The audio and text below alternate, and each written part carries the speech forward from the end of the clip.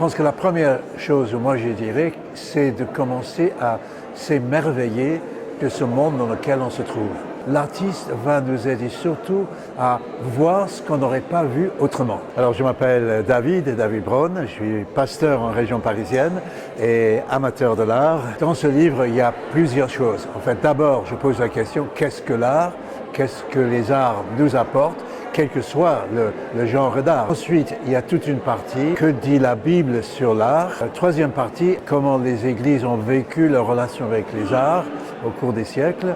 Et à la fin, qu'est-ce que les arts peuvent apporter pour un chrétien, pour l'aider à grandir dans sa foi, et comment l'art peut aider quelqu'un qui est en recherche, en quête de vérité quelque part, comment les arts peuvent aussi l'aider dans sa recherche. On peut être artiste ou plombier ou mécanicien ou professeur, c'est d'abord ma relation avec Dieu. Dans ce sens-là, je vais tout essayer de comprendre à travers cette relation avec Dieu.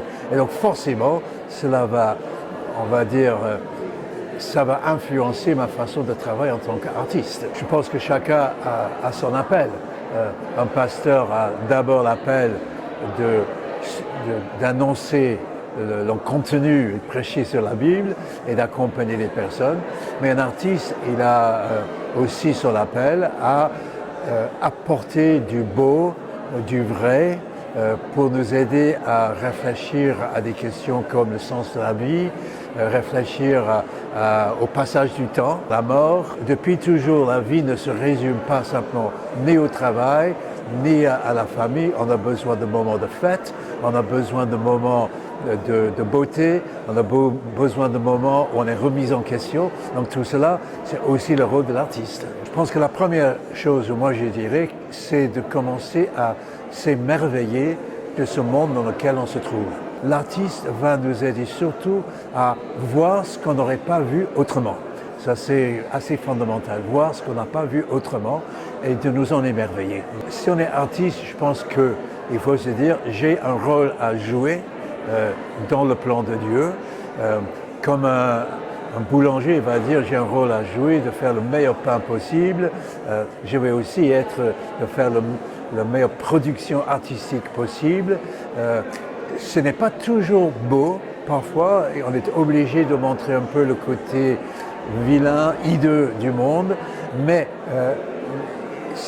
en tant qu'artiste, on a le rôle à jouer pour que les gens disent, là, avec la raison et les émotions ensemble, on va comprendre le monde dans lequel on existe. En tant qu'être humain, on peut créer, même si ça ne vole pas plus haut que de rassembler un meuble Ikea ou de faire un château de sable sur la plage avec ses enfants, c'est toujours créer. Donc certains ont plus de dons dans ce sens que d'autres, mais ce don-là vient de Dieu et il ne faut pas remplacer Dieu. Dans ce sens-là, on reçoit de Dieu les dons que l'on a et si on est chrétien, on essaie de travailler pour sa gloire, pour que nos semblables soient émerveillés d'être dans ce monde et qui cherchent l'origine de cet émerveillement qui se situe au niveau de notre Dieu créateur. Faites tout pour la gloire de Dieu. Que vous mangez, que vous buviez, quoi que vous fassiez, faites tout pour la gloire de Dieu. Il est difficile de juger, d'évaluer si ce qu'on a fait est bien ou pas bien. Donc je rappelle que Van Gogh n'a vendu qu'une seule toile de toute sa vie. On travaille pour, si on dit je travaille d'abord pour le Seigneur, j'essaie de faire le mieux pour lui, bon, qu'est-ce qu'on peut dire à part ça? On ne peut pas les juger d'après le niveau de vente de ses ouvrages, par exemple, ou le nombre d'expositions qu'on a faites. On n'est pas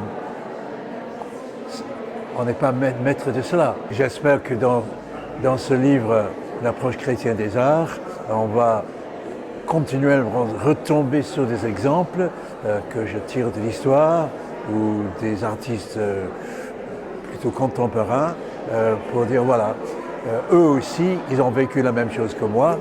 Alors à mon petit niveau peut-être, je vais tâcher de faire de même. La Bible parle beaucoup des arts, directement ou indirectement. Donc si on est chrétien, c'est là où on va puiser d'abord son inspiration par la lecture quotidienne, on va dire, de la Bible, et en lisant mon livre, de voir ce que la Bible peut nous dire sur les arts en général.